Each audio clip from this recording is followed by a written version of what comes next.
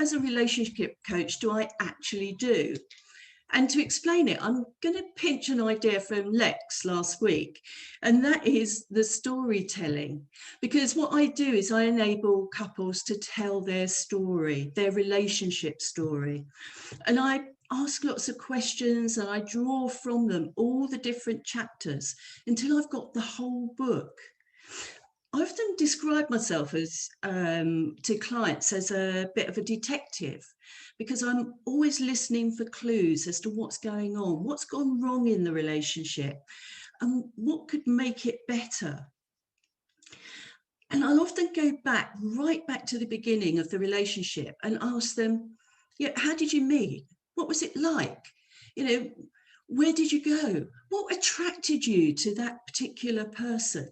And of course, that in itself can spark up some connection back with them, because you suddenly see people remembering what that first date was like, what it was like when they first met that person. And their eyes light up and there's a smile as they remember first date antics. And that's what a lot of my work is about. It's about getting the connections. And I ask them, yeah, what attracted you? And I don't accept the answer, she was the prettiest girl in the room. I want to really know what it was. And that can often be quite unusual. I had a guy a couple of months ago who said it was her long, slender neck. And his wife sat there in absolute amazement, because she'd been married to him for 20 years and she'd never known that before. So all about connection and getting them to answer questions and sparking those things up again. I guide the conversations, so I ask questions that other people can't ask, or they can't ask each other, because I do it in a non-confrontational way. And I'm able to build on what they know about each other and get them to know new stuff. I've said the word connection a few times, and connection is one of our 6 basic human needs, and it's so important. When I gradually work with that couple, I hear their story, I get all the different chapters, and we're working towards that happy ever after that we're all so looking for, and getting them to think about that. Because once they've worked with me, even if they do hit rocky times again, they will have tools in their toolbox that will help them to get out of that situation. So back to the questions, why do I do what I do? Because I love it. There's no greater job satisfaction in my world than helping 2 people who've lost their way in their relationship to get back on track and enjoy being around each other again. There's a particular communication exercise I do where it's usually in the first or second session, and they have to sit opposite each other. It's a listening exercise, but they have to sit opposite each other and they have to have eye contact. And sometimes they end up in tears just because they've not looked at each other. They've not had that eye contact in so many years, but it sparks up that connection again and the floods of emotion come through. So what about the where and the when? Well, I work Monday to Friday. I start from 9 in the morning whenever clients want me, and my last appointment 6 in the evening. I do 90-minute sessions. I used to do longer sessions, and I did intensive half-day, full days. But since last March and lockdown and working on Zoom, I can't do that. I've worked out that 90 minutes is just about right to keep the clients' focus and attention. I work in my office in Chichester. It's really comfortable and lovely, but sadly clients can't come here at the moment.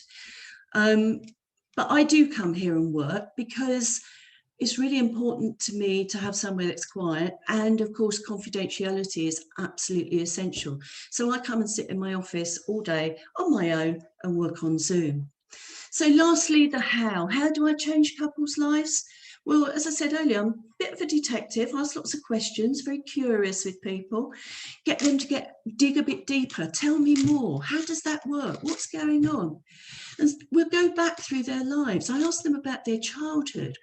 What was that like? Did their parents talk to each other? Did they talk to them?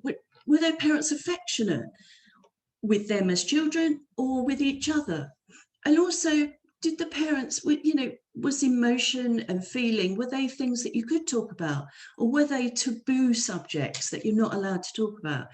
Because we all go into relationships with expectations, and those expectations are based on memories and experiences, but also amalgamation of values and beliefs that are passed down to us.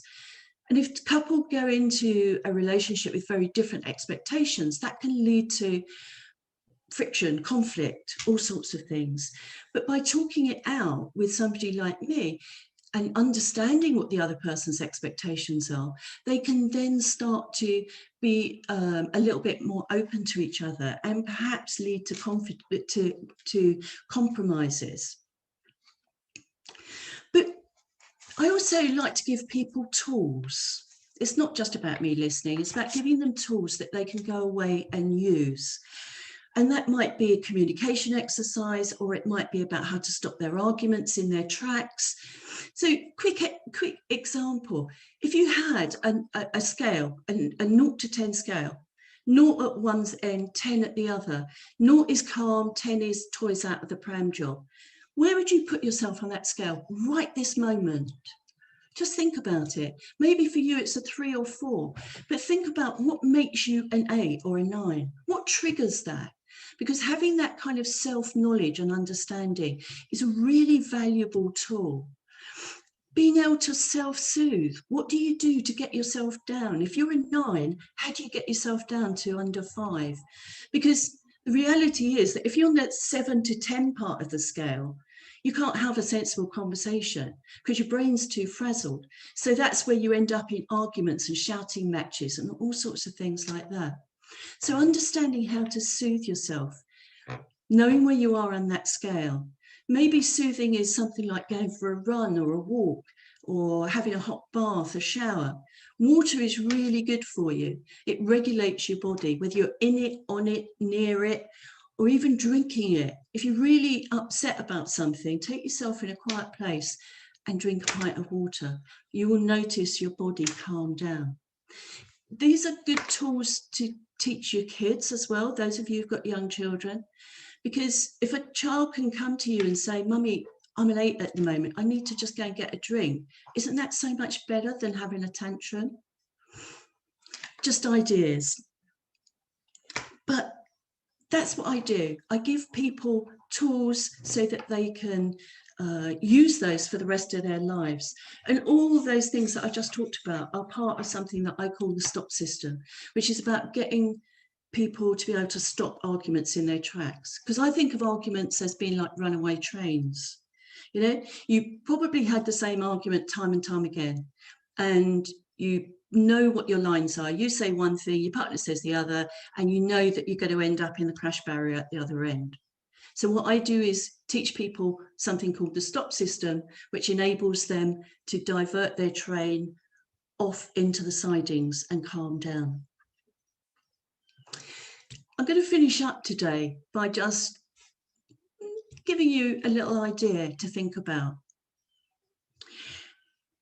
There's something, you know, we're living in a situation of so many rules, guidelines.